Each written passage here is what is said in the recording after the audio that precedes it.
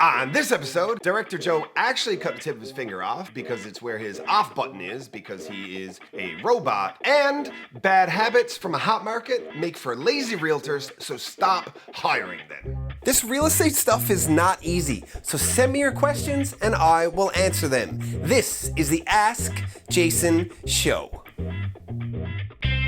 Hello everybody, my name is Jason Piercey and this is episode 124 of the Ask Jason Show. 124, it's not 124. Sometimes people say numbers like that, but it is wrong. And you shouldn't say "and" when you're using numbers like that. You shouldn't say 127, or otherwise it would be 120 and 7. Or it would be like 16. Well, that's not a good one. In French, like 17 would be though. So like 17, it would be 17, and no, that's not how it works. That was a really bad French accent.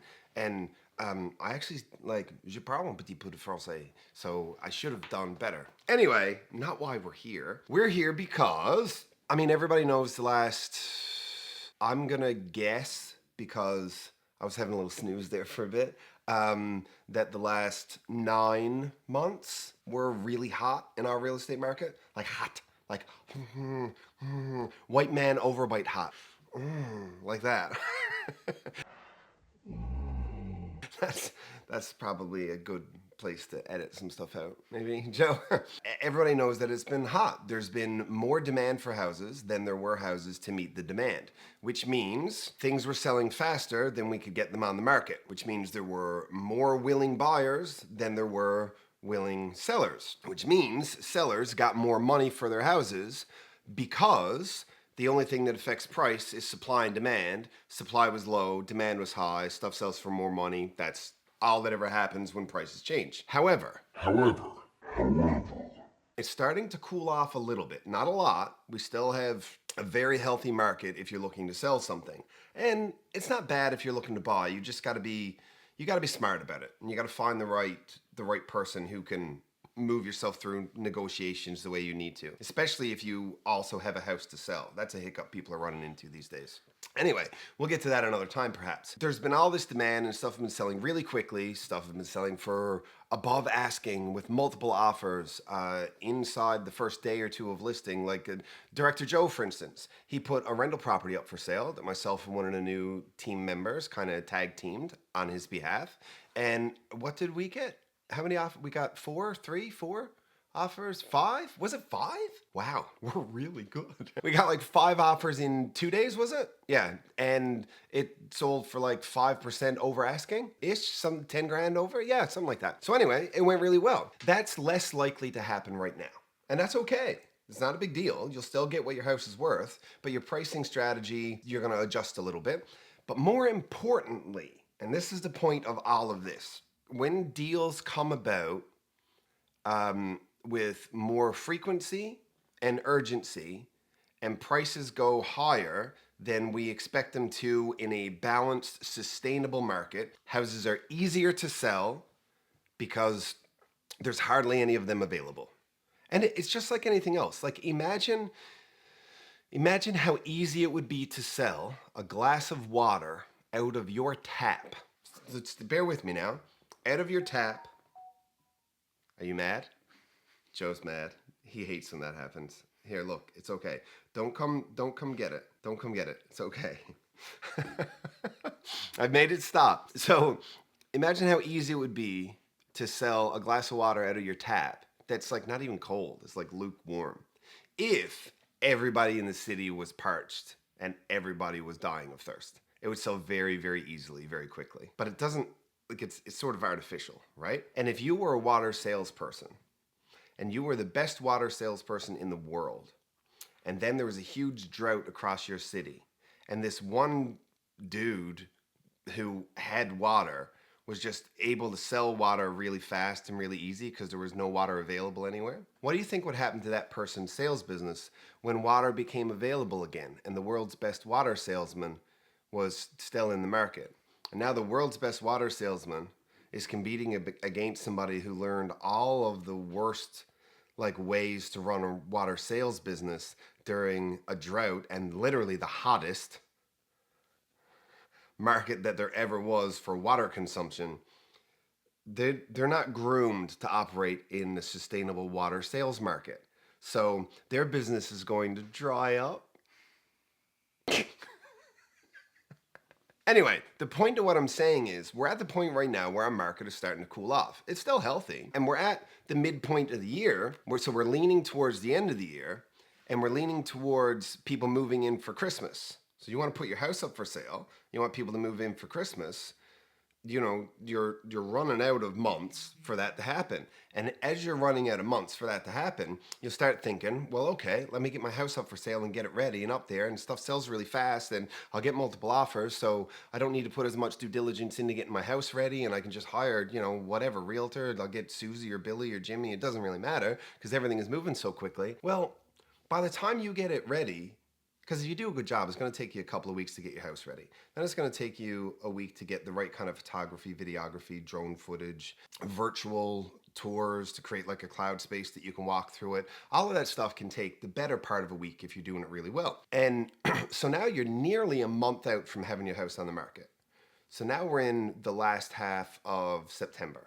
Oh yeah, you had to get the kids ready to go back to school then too. Okay, so now we're into the beginning of October for sure before you get your house up for sale. So now you got say 3 weeks of October, and then like the first 2 weeks of November, and then you need enough time for the deal to close before people move in for Christmas. So which really means you kind of only have the first 3 weeks of December, because the lawyers are going to shut down there and you're not going to be able to close the deal, and so will like the registry of deeds and all of that. So really you kind of got to start this process now. is what I'm saying, if you want to sell your house for Christmas, because you also got to buy one. And the point I'm making here is easy markets, or markets that are not sustainable, or the kind of market that creates people in this industry, realtors who are jumping in during a hot market and they're getting sales real quick, which is amazing. It's good for them. I don't have any issue with this whatsoever. What I'm saying is it can teach bad habits, and it can teach lazy business paradigms. It can teach people that it's okay to like slap a house up on MLS and wait to get multiple offers that weekend, because in the context of these people's careers, it's all that's ever been. And it's not their fault. They didn't know any better. It's just nobody, they never experienced anything else. As we're leaning towards that part of the market now where the supply and demand are starting to level out a bit, and the sellers, we're still in a seller's market, but much less deeply, and the sellers have less power. When the sellers have less power, you need heavy marketing and negotiating expertise. That's where you need to go right now, because those bad habits that are learned when times are easy, they will not get you through transitional periods. You can buy and sell real estate in every market all of the time. There's always a way to do it, and to do it well. Where people get hung up and where mistakes get made and money gets lost and bad decisions happen is during the shift between the two markets. That transitional period in the middle, that's when people make mistakes, and where you spend years and years and years trying to earn back what you lost when you made that bad call, and it's because you need to survive that shift. The shift is the hardest part. My advice to sellers who are thinking about going to the market now is, it was true for a while there that a relatively, I say relatively because I don't want to take away from the experience that they have, because it's valuable experience and they have done well. But the relatively less experienced agents who have not been through a shift, have not been through a buyer's market, have not been through rising and falling interest rates, have not been through the collapse of the new home construction industry and then the rise of it again, and that people who have not seen all of these shifts, because negotiating that shift on your behalf is what's going to set your family up for their future security and their happiness and a happy, safe place to live, and not to mention the financial side of things.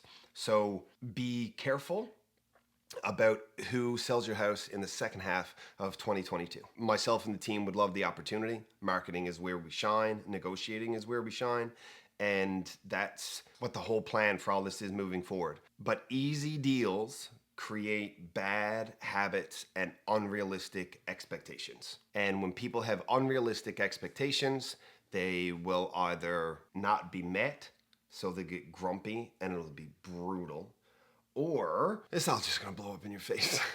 Unrealistic expectations are exactly why anybody ever gets their feelings hurt.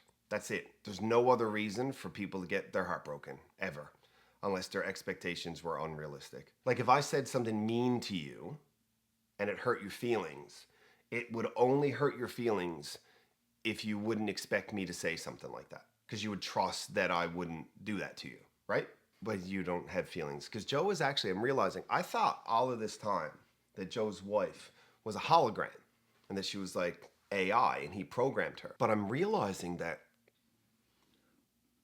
I think Joe is the AI. Like, he knows way too much about Star Trek, and he talks about the technology in Star Trek as though it's real. It might be real. He might be it. So luckily, I saw that episode where Riker was in court. It's the Next Generation we're talking about here now. I used to watch it with my dad. Shout out to Harold Piercey. I got you. So luckily, I saw that episode where Picard and Riker had to argue in court.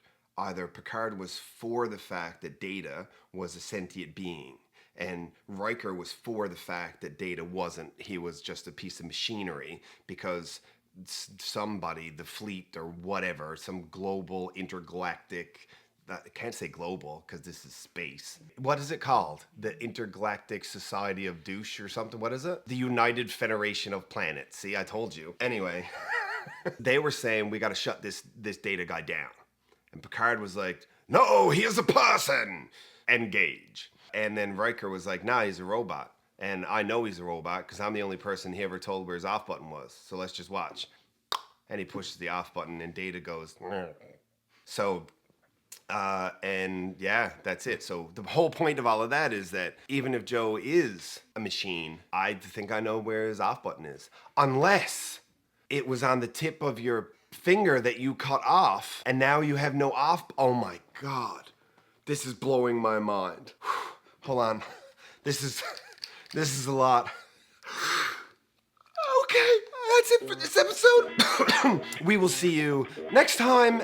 I guess, what was the point? Just don't hire people who learn bad habits when times were easy. That's going to be bad for you and for them, because if they want to be a part of the 15% of agents who make it out of their first 3 years in this industry across all of North America, they're going to have to ride the waves through the tough times. They're going to have to survive the shift. And gifting them business because you like them is not going to help anybody. That's called enablement. That's like buying your alcoholic brother-in-law booze so he leaves you alone. Doesn't fix the problem. That got dark. Anyway, we'll see you next time. The Ask Jason Show exists so that you can get good real estate related information from a resource that you can trust. Now, speaking of resources you can trust, here's a couple I would trust to work with my mom. Because good enough for mom, I mean, good enough for you.